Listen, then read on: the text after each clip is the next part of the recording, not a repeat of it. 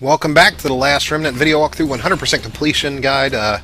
We've just killed the Lost and gotten the Trident formation, and we are going to put our four combat art groups into Trident. It's best with just 3 combat guys in the group, and so that's going to work for the first 3 groups. For the 4th group, we've got Arena kind of hanging out in the 4th slot. As I mentioned in the last video, this Trident formation is going to hugely increased damage for the first 3 guys in the Union, and it'll have negatives for person in row 4 and 5. So because there's nobody in 4 and 5 for most of these, except for the one where Irena's there, nobody will be receiving negatives to their abilities. And it doesn't matter what you put 5th in. You can go Vanguard there, or Orb if you're looking to get to lower the action points. Vanguard will cut down on damage. We are going to avoid all the creatures. Although you kind of see them across the chasm there. The Enlightened Seven. You'll see one of them over there, a white ZD, I believe. We fought all these guys at the bases. We did quest for them, and they were all very, very mean to us. And this is massive amount of payback about to come back to them.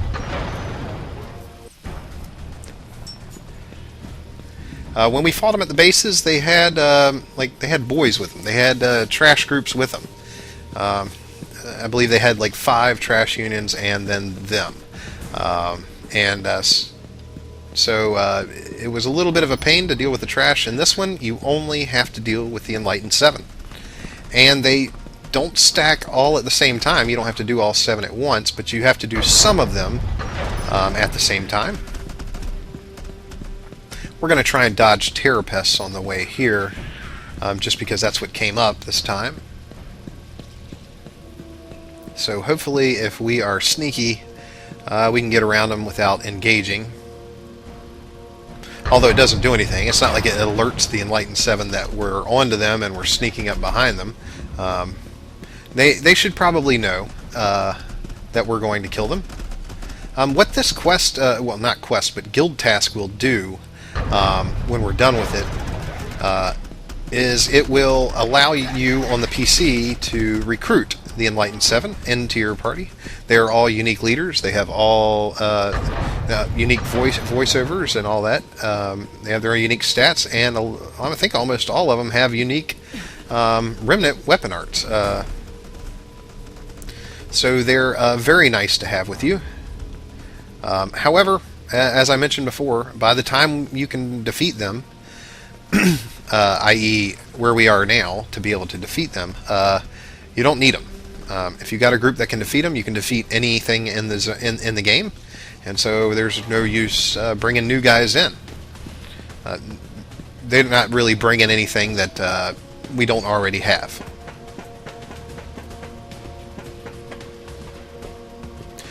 Except hot chicks. We've got no hot chicks.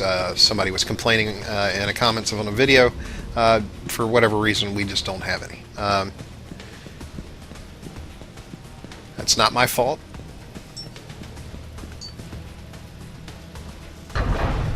And we have to deal with the fog one more time here. And then we are all done. But this is a long time coming. We have built Rush and all his guys up from infancy up to here. If you've sat through all these videos, good God, you're a better man than I have. I haven't sat through all of them. But, oh yeah, let's get away from them before the time shift runs out. And just stepping through this and to the left, we should be able to see them. Just walk toward them. Yeah.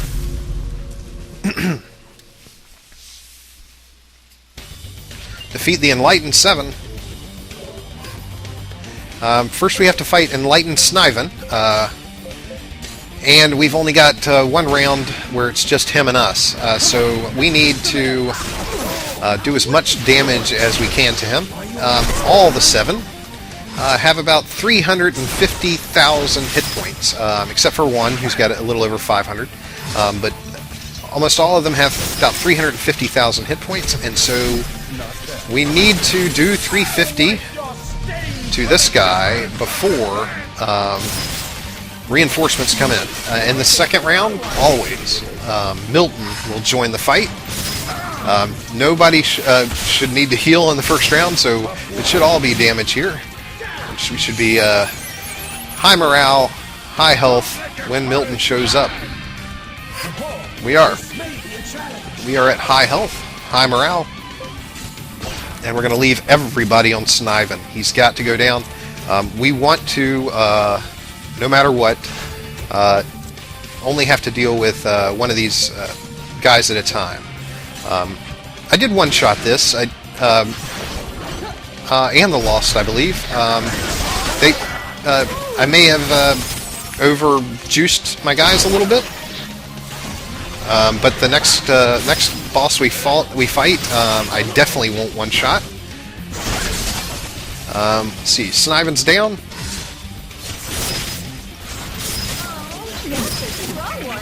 Nice, Duke. And our guys should be averaging about 50,000 damage per group.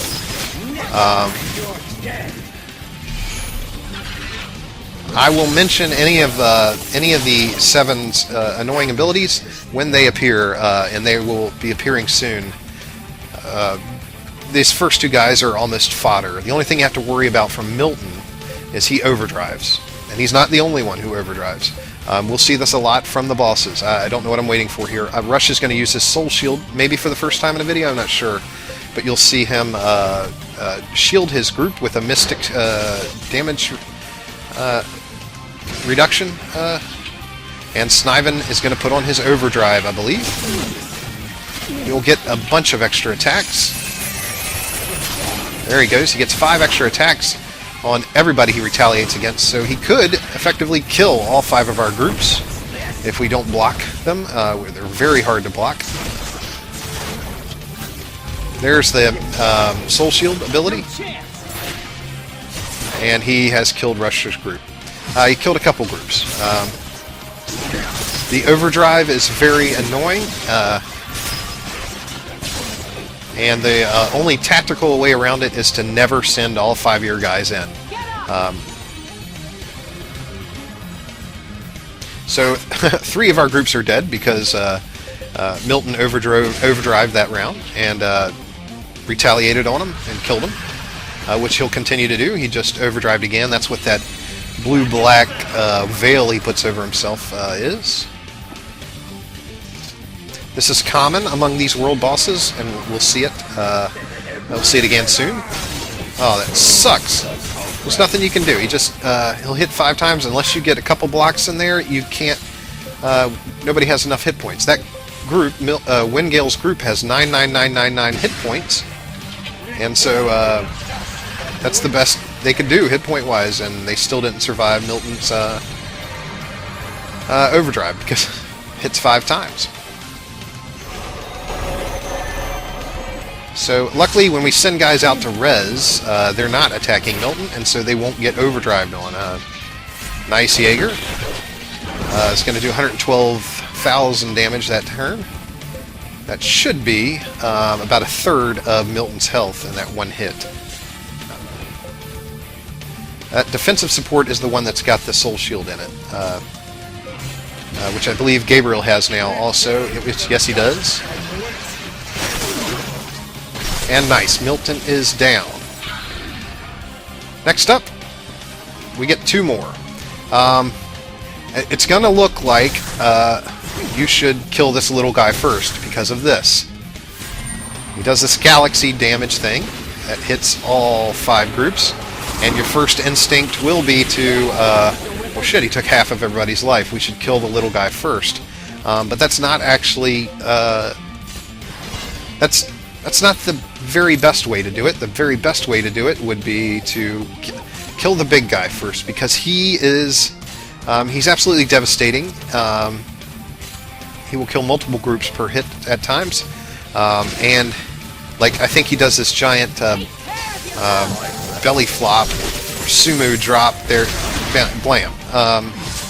And it is devastating. And he retaliates against every group that hits him. He's the only guy who doesn't have 350,000 hit points. He's got 500 and some. And little Ladopi, the little Kazidi guy, he doesn't do Galaxy every turn. So he just does it that first turn for sure. I think he does it a total of 3 times to us in this entire fight. So he looks devastating right off the bat, but it's actually a guy you can ignore for quite a while. And luckily everybody's got their Remedy group heals up. How a couple of our guys res this turn. One of them attacked the big guy.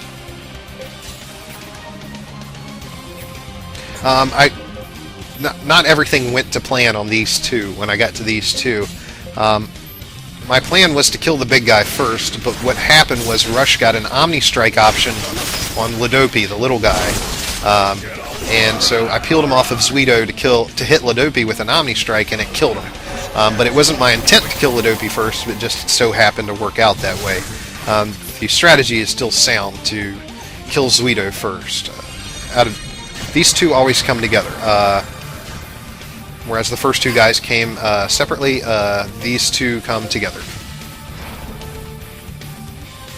And all our guys are rezzed and healed for the most part, ready for another Galaxy if it hits, or and nobody is blinking. None of the enemies are blinking. And none of these 2 guys overdrive. So it's kind of a break. The only heart pounder is that Zuido will retaliate on most of the groups that hit him. Yeah, that didn't kill anybody. That Lapido guy, we're not too worried about him.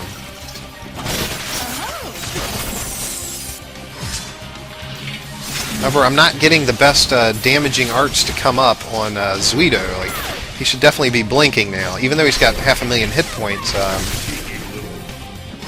we should have him... some groups aren't doing enough damage, obviously.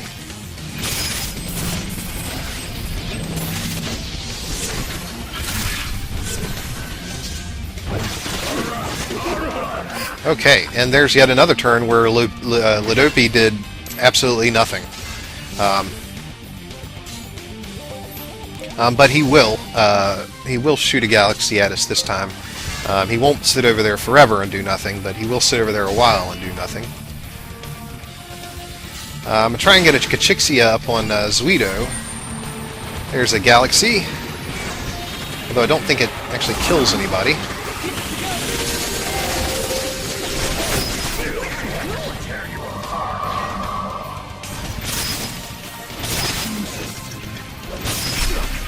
Nice dupe. That's 100,000 damage. Oh, man. And Zuido just did that belly flop again. It's devastating. Yeah, I gotta get him out of there as soon as possible. 2 of our groups are dead, I think, from the belly flop, not from the Galaxy, but the Galaxy softened him up a little bit. Emmy's 100 Flowers keeps coming up, and you'll see it. You've seen it like for half the game. It's come up, and I've said don't use it. Anytime you try and use it, she dies before she gets a chance to use it. It only comes up when her hit points are like below 10% or something, like she's almost dead. And anytime she's tried to use it, she's always died before she's gotten a chance. But that's going to take a U-turn in the next fight, where we fight the True Conqueror. The White Conqueror. It's going to save our ass. She's going to be the hero of that fight with her 100 flowers. But enough about that fight. See, use rejuvenating water, which we've already learned, but it hasn't been in a video. I don't know why it wasn't in a video. I might have got it when I was farming trash or something in the ancient ruins. But it's a nice synergy, and it's nice to have as many groups alive when it goes off, because it'll heal everybody up to full. And if like that rejuvenating water goes off right after a Galaxy, it will just negate it. The rejuvenate water will heal everybody. So we need to get Jaeger's group up here. And it might be okay to have a couple guys on res, even though we only have one group dead. In these boss fights, it's good to double up on the res sometimes, just because while you're fighting, another group will die. And it's nice to have an extra reser if that happens. Because if they can't res, they'll just heal, which is good for everybody. So it's nice to choose an extra reser in these huge world boss fights. Alright, Zuido's finally blinking. But like I said, Rush gets this Omni Strike on Ladopi, and it'll knock him out before Zuido goes down. Actually, there's no excuse for Zuido to still be alive here. There's the Omni Strike he got on Ladopi, who's not even blinking, but he'll be dead.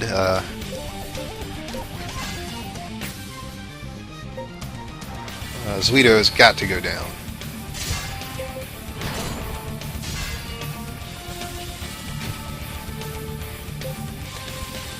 And it might take, when I get further and further into this fight, as we get more and more 7 done, I'll be more and more nervous about which options to choose, so excuse me taking a couple seconds to decide what I want to do in the round.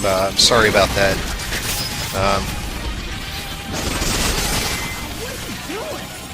And Ladopi is no more, thanks to Rush.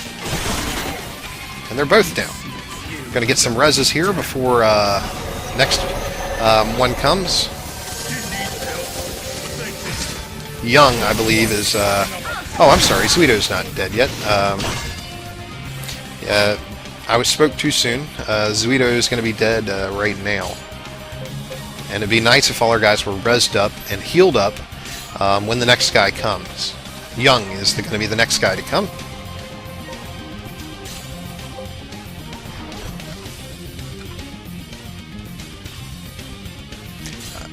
But at least we don't have to worry about Ladopi's galaxy anymore. Though oftentimes he just sat over there and did nothing.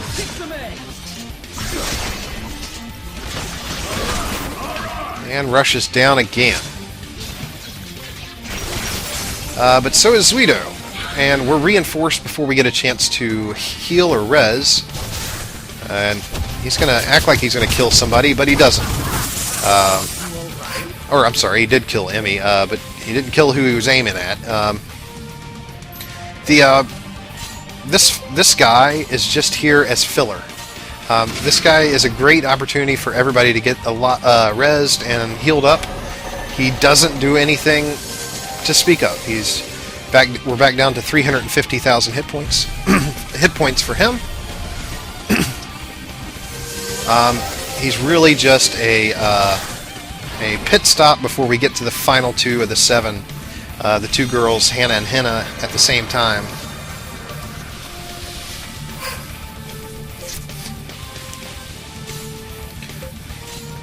So you can definitely take your time on this guy and just make sure you get everybody's hit points up, your morale up, if that's a problem, and it is a little bit of a problem for us at the moment because we had some deaths.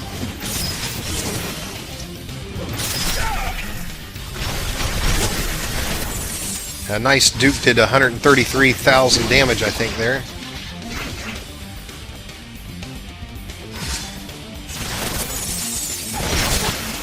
And Emmy's group did 100,000, 122,000. So yeah, we're definitely... wow. Rush did 82,000. Everybody's doing about twice as much damage as they normally do. And killed Young very, very fast. I don't know if Young takes more damage for some reason, but we're all set for these final 2. Hannah and Henna. You want to stack on 1, because they do their 2-person sword things, scattered petal, whatever it is, if they're both alive. It doesn't matter which one. You can kill Hannah first if you want, because she heals, but it doesn't really matter. She can only heal 3 times, and she doesn't always get it off in time before you kill them. So that is up to you. Henna is probably who we're going to stack on. And I think just because when I looked at the two guys, Henna had the most action point abilities on them for our 5 guys. And that's what we want to do. Drain as many action points as we can on one of these guys. And Henna just happened to be the one this time. It would have been nicer if it was Henna since she can heal, but no big deal. Okay, and something happens after one of them dies. The other one will get stronger. Well, the other one will overdrive, which we hate.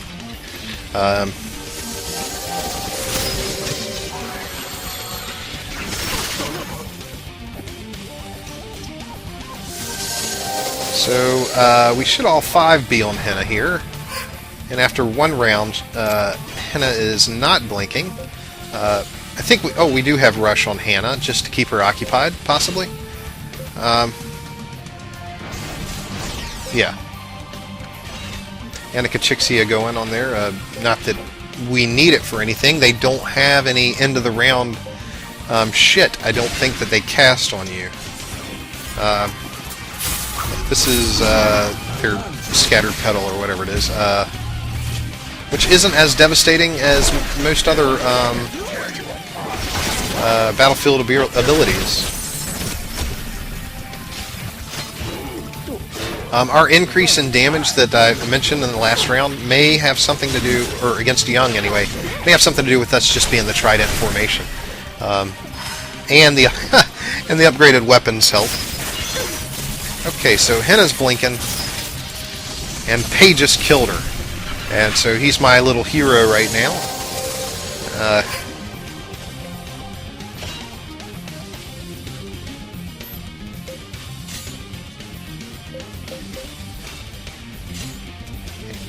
And now we've only got one option for who to kill. There's a couple ailments, and you won't want to send all your guys in. You'll want to have some guys healing or curing or something like that. Save them no matter what are good ones. Step out of combat to heals are good ones, you know, like heal and then heal the group, and it'll list the group next to it, which means you jump out of combat to do it. Because she overdrives, and it could be anybody attacking her is going to be dead.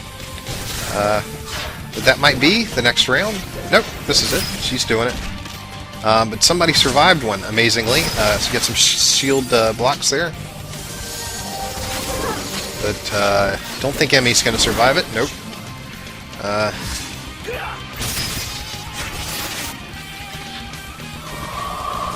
Oh man, and Jaeger didn't survive it, and Wingale didn't even get a spell off. Oh, Wingale did survive it. Okay, good.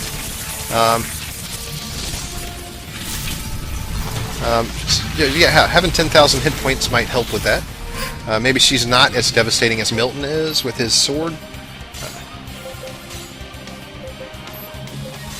But a lot of our guys are in the dirt because of that she just cast on herself. That blue thing she cast on herself means she's overdriving. And the same thing that Milton threw over himself. So we can recoup here. The great thing about overdrive is you only take damage equal to what you send at the boss.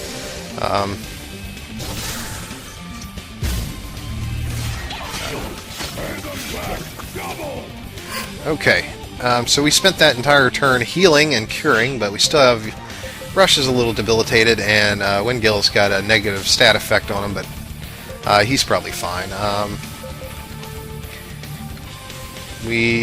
Oh, good. I chose set up the field, I believe, on one of the groups so that they would not engage. They would buff themselves. She's overdriving, and she's going to kill whoever the hell that is. Wingale. And so you kind of feel like an idiot for every guy you send in there when she's just going to kill him. But we are getting a few hits here and there and rezzing the guys afterwards. So we're making some progress, even though she's ganking the shit out of our guys with the overdrive. We are making progress, especially if we can survive 5 hits. Which Rush did, somehow. Nice, and Rush ended her. Russia's Peerless double slash 5. Cut her legs out from under her. And that's it. And by the way, all these guys are now recruitable. You can put them in the party if you want, but and like I said, with all world bosses, we get all these things upgraded here. Emmy gets her in-game remedy. Wow, a lot of stat ups, a lot of skill ups. I've gotten a little stronger. Unbelievable. Now Glennis can res. Yay! Yes. Did everyone see what Everybody just saw happened? what just happened. This power must be that much greater. You get used to their dialogues after a while. Alright, and 2 weapons which we won't be needing, nor could we equip even if we got them at the beginning of the game. None of our guys used the Big Bang, I don't believe. But there's a chest here that we missed. I don't believe we've ever come this far, except maybe during one of the main quests. I'm not 100% sure of where it plopped us down the first time we entered the catacombs. I don't think it was at the entrance. Well, whatever. There's a teleportal back here to get us out of here. And now we have what I believe the 2 most challenging fights in the game is the White Conqueror and the Absolute Conqueror, which is the next 2 videos. The last 2 videos. Thanks so much for watching. If you put up with this, I'll see you in the next video.